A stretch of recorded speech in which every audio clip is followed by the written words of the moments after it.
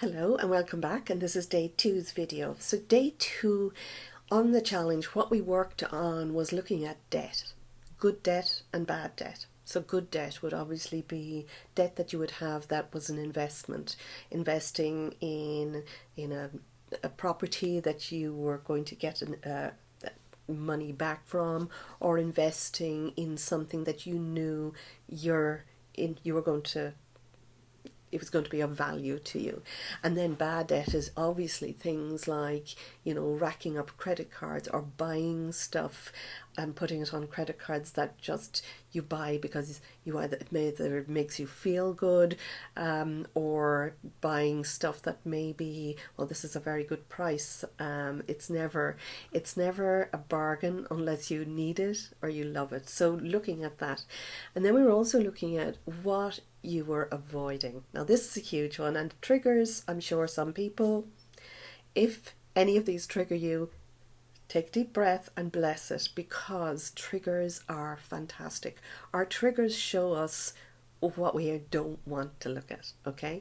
So is there anywhere, now there's two sides of it, is there anywhere that you are avoiding paying off debt, or other people are avoiding asking for debt that's owed to you? Now obviously both sides of this is going to be detrimental if you want to attract money in. Because when you are avoiding, for instance, paying bills, what you're saying is, I don't have enough. I can't afford. That sentence, I can't afford, or I don't have enough, the universe is listening to it, and it's just mirroring back that emotion. The universe isn't it's basically mirroring back what we feel inside. It's not that when you say things, oh, I don't have enough, I can't afford this, that there's this, happy little God that's going to come around and say, oh, you can't afford that, here you go, I'll give you this.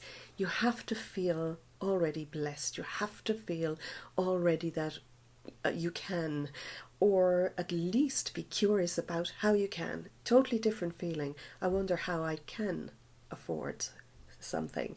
So paying off bills, hugely important thing. So whatever it is that you're paying off, even if it is your electric bill or your phone bill or something that you have bought but or maybe you've borrowed money from a friend or from a family member, but you're not paying that off because you feel,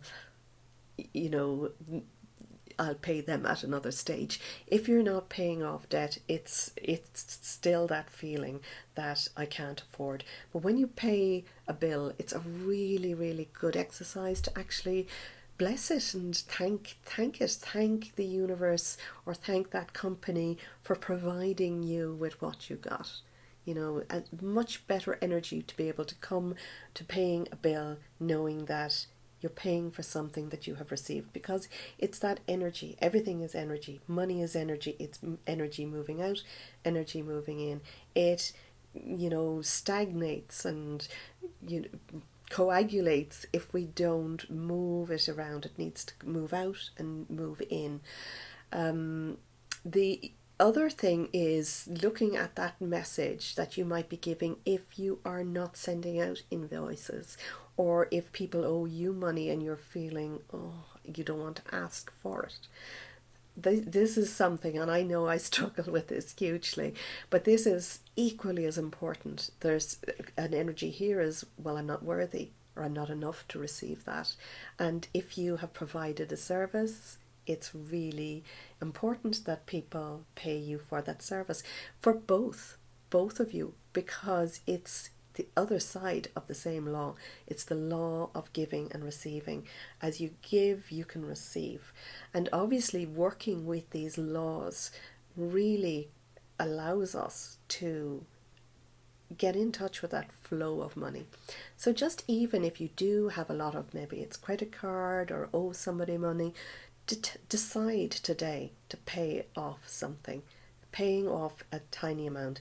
Maybe you want to list out every single thing that you owe, and looking at the smallest piece that you owe, start paying off that first. And as you pay it off, you feel so good. And you begin to trust that the law is working, and that because you have now released that and you've paid that, you understand it is a lighter energy, and you are much more in touch with that law of giving and receiving. So you're now opening to receive more.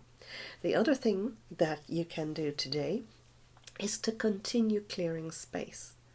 It might be a good idea to, if you haven't yesterday, to clear a space in your bank account. Look at your bank account. What are you paying for that you don't use anymore? Have you a monthly subscription that you're never using?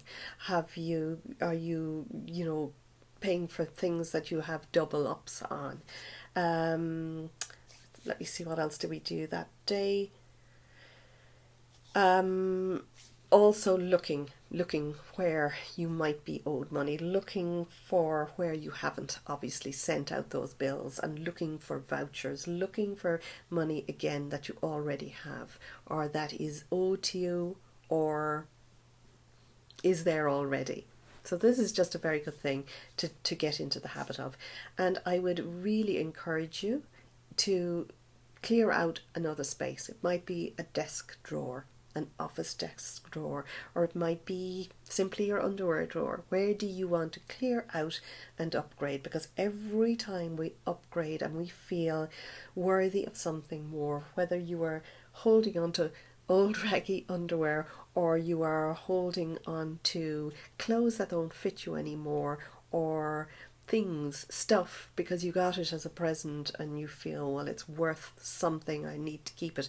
If you don't love it, if it doesn't mean something to you, and if it isn't necessary, I would really suggest that you today start to look at a tiny amount each day. Look at a tiny amount to clear. It is so freeing and makes a space for more to come in. Talk to you tomorrow. Bye for now.